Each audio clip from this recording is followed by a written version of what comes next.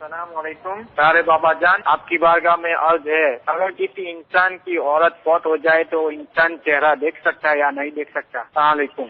وعلیکم السلام۔ چہرہ بھی دیکھ سکتا ہے، کندھا بھی دیکھ سکتا ہے۔ بار شریعت جلد اول صفحہ نمبر 813 سے میں آپ کی خدمت میں پیش کرتا ہوں۔ جو سوال کیا گیا کہ شوہر اپنی عورت کا چہرہ دیکھ سکتا ہے یا نہیں بعد انتقال۔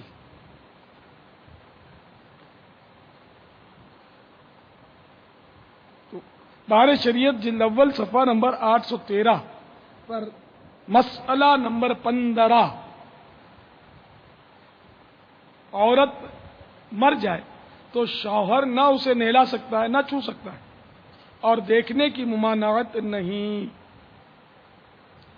عوام میں جو یہ مشہور ہے کہ شوہر عورت کے جنازے کو نہ کندھا دے سکتا ہے، نہ قبر میں اتار سکتا ہے، نہ منہ دیکھ سکتا ہے، یہ محض غلط ہے۔ صرف نہلانے اور اس کے بدن کو بلا حائل ہاتھ لگانے کی ممانعت ہے۔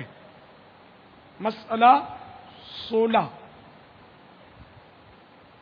عورت کا انتقال ہوا اور وہاں کوئی عورت نہیں کہ نہلا دے تو تیمم کرایا جائے۔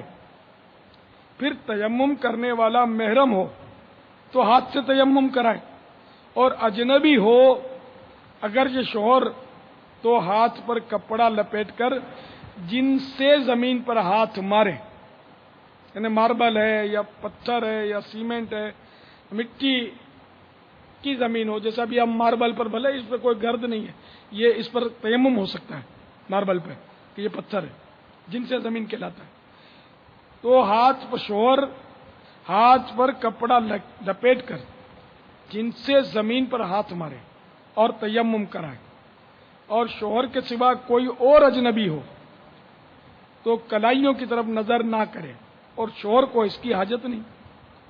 اور اس مسئلے میں جوان اور بڑھیا دونوں کا ایک حکم ہے۔ دیکھو، یہ میری غلطی پہلے بھی ہوئی ہے کہ میں نے ہاتھ میں کپڑا لپیٹ کر غسل کرانے کی غلط فہمی میں اجازت دے دی تھی، بول دیا تھا یہی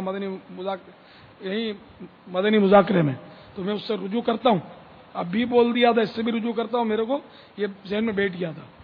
تو شوہر اسی مجبوری کی صورت میں کوئی عورت نہیں مل رہی اور محرم بھی موجود نہیں ہے کوئی،